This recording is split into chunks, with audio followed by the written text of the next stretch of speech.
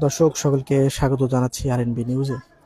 এই মুহূর্তে রয়েছি আমরা রংপুরের যে বদরগঞ্জ, সেই বদরগঞ্জে, এবং এখানে কিন্তু যে রেকটিফাইল যে স্পিড পানে সেখানে গত কয়েকদিন থেকে যে এই বিষয়টি নিয়ে আলোচনা, এই আলোচনায় কিন্তু এখন অবধি আমরা যেমনটি লক্ষ্য করতে পারছি যে আসলে বদরগঞ্জ উপজেলাতে শুধু এখন অবধি ৬ জনের মৃত্যুর সংখ্যা কিন্তু পাওয়া গিয়েছে।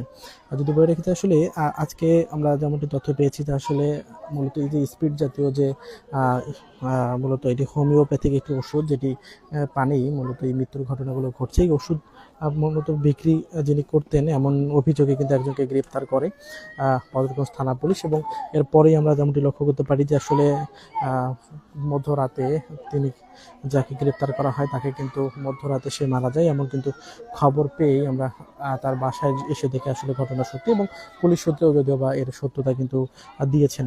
তবে যদি বলে রাখি যে আসলে সর্বশেষ যে দুজনের মৃত্যু হয়েছেন বদরগঞ্জ উপজেলার গোপালপুর ইউনিয়নের পূর্ব শিবপুর গ্রামের বাসিন্দা আব্দুল মালিক এবং রংপুর সদর উপজেলার শ্যামপুর কলেজপাড়া এলাকার রাশিদুল ইসলাম নামে কিন্তু দুজনের যে মৃত্যুর খবর কিন্তু আমরা পেয়েছি। আর যদি বলে রাখি যে আসলে কিছুদিন থেকেই কিন্তু মূলত এই ঔষধ জাতীয় যে দ্রব্য যেটি রয়েছে, এই ঔষধ জাতীয় দ্রব্যটি খেয়ে পানের কারণেই কিন্তু বদরগঞ্জ একদম বলা যায় যে আসলে মৃত্যুপুরীতে পরিণত হয়েছে।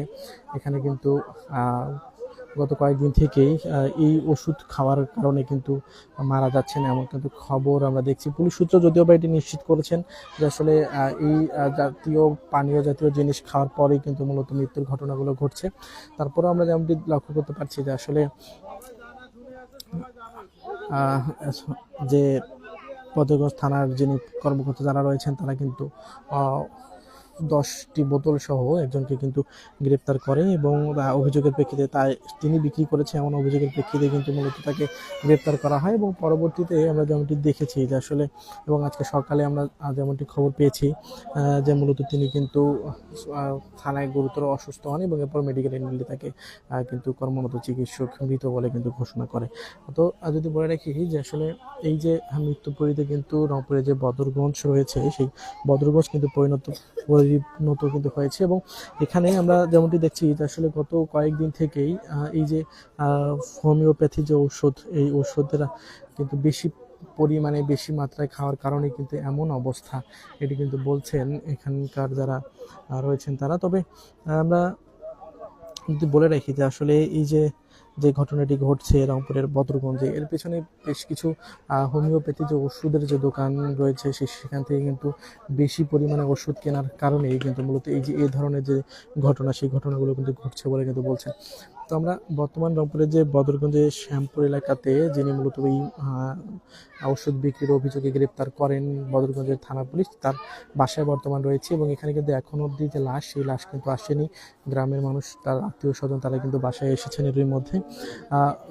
তাকে যে অভিযোগে মূলত গ্রেপ্তার করে রংপুরের যে বদরগঞ্জ থানা পুলিশ, তিনি এই যে মূলত নেশা জাতীয় যে দ্রব্য ঔষধ মূলত রেকটিফাইল স্পিড, সেটি বিক্রির অভিযোগে কিন্তু তাকে গ্রেপ্তার করে।